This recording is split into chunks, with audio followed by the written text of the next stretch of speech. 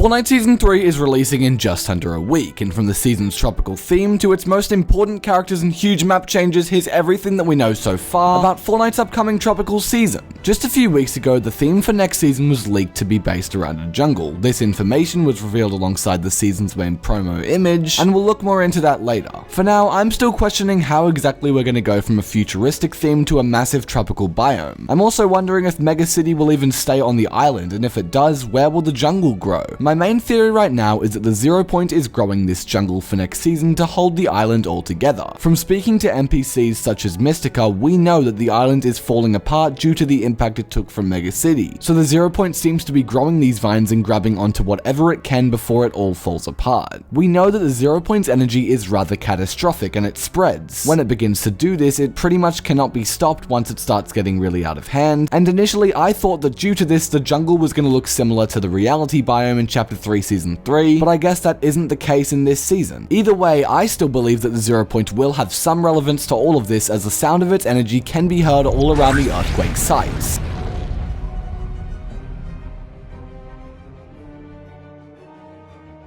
All of these changes and growth on the island are slowly being built up towards next season's release, and these campsites have been set up around the fault lines where these earthquakes continue to happen. Day by day they are getting much more aggressive, and if you don't want to miss any updates on what's going on, I'd suggest you subscribe to the channel to never miss videos like this one. The camps that have been set up are property of the Luminary Syndicate, and they are the Syndicate of Intelligence in Mega City. Alongside their campsite tents, there are also some small excavators that have been placed around the similar areas. Mystica is actually confused about these, and in the weekly quest, she tells us that clearly her faction aren't the only one investigating, and someone else realizes that the island is falling apart. Now, depending on whether that someone is good or not, this could either be a positive or a negative thing, and if you thought you recognized the excavators, you probably do. The logo on them has been seen many times before in Fortnite. It's actually the logo for the government faction who investigated and dug out the vault in Chapter 1. So it definitely seems like there's some sort of connection between that season and this season here, because the 0 Point is currently sitting beneath a jungle vault in the middle of the island.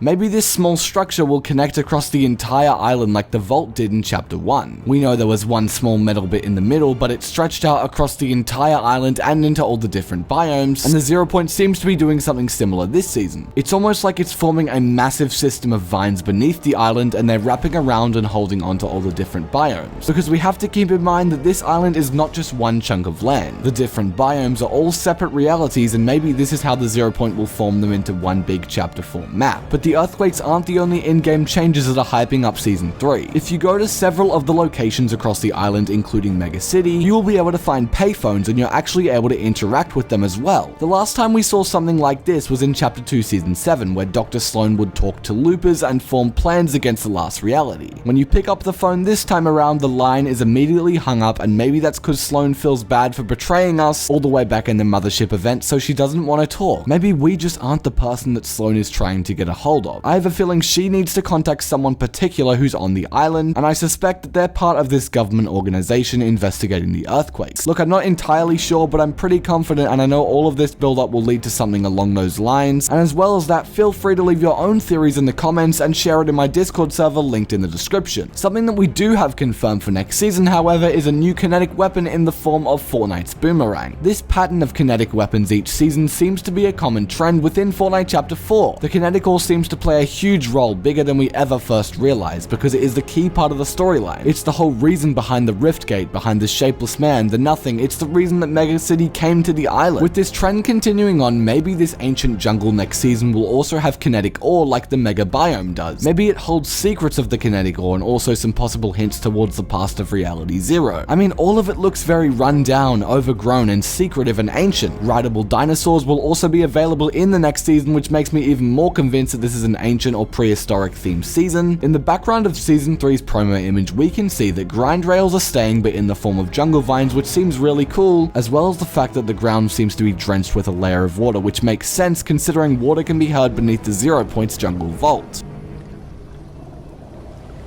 So we know that there might be a bit of a summer splashdown theme here with this water, as well as with sandy beaches and the water at the bottom of this loading screen. There is also further proof for that in Summer Meowscle's skin that is making its way into Fortnite with Season 3's Battle Pass. And we have a few others that were leaked as well, such as Optimus Prime, this guy who people think is Midas or Renzo, which is a bit odd because I don't really see the resemblance, and then of course Summer Meowscle's as well, as we mentioned earlier. This outfit has been seen in recent surveys, and many people believe that she will be quite relevant to the next Fortnite season. I for one think she's going to be the secret skin because she has this explorer-based style which matches the jungle really well, and most people are saying she is one of the two Triarchs working with Triarch Nox for the last reality, and I mean it makes sense. Her armor looks amazing, and I'm definitely copping this if it's in game next season. Whether it's item shop, battle pass, or crew, I'm getting this. We've talked about our theories, we've mentioned what's going on in game, what might be arriving to the game, but now we need to take a look at how this will all affect the island. Donald Mustard is the writer of Fortnite Story, and he has said that the map is the main character. That's how Fortnite chooses to tell its narrative. Now we know that the island is important, and we know it's breaking apart right now, and the 0 Point is struggling to fix that. It's trying its hardest by sealing these cracks under the jungle vines, but when this jungle grows, it will probably have a much worse after effect. I'm hoping it doesn't replace Mega City though, because this place is really nice. A big issue that people have had with past Fortnite chapters is that Fortnite would add a new biome one season, and then they replace it with a whole nother one in the next, and to be honest, this kind of annoyed me. Leaks of some Fortnite files next season tell us that Mega City is not getting destroyed. It could be damaged, but it's not going to be gone, and the jungle biome will probably be near the middle because that's where all the earthquakes are. Now keep in mind there's also the theories of that volcano outside Mega City. I mean, it does look like one, but nothing's really happened there yet. If I was to take my best guess at what changes on the map next season, I'd say the middle area will become a jungle and the Oathbound biome will become a desert, because that just seems like the best placement. All of this sounds really exciting, and it makes me super hyped for what's to come in just under a week. I can't believe I'm saying that. And if all of that gets you just as hyped as I am, then subscribe to the channel to get all the best content when it releases, and I'll see you all on June 9th.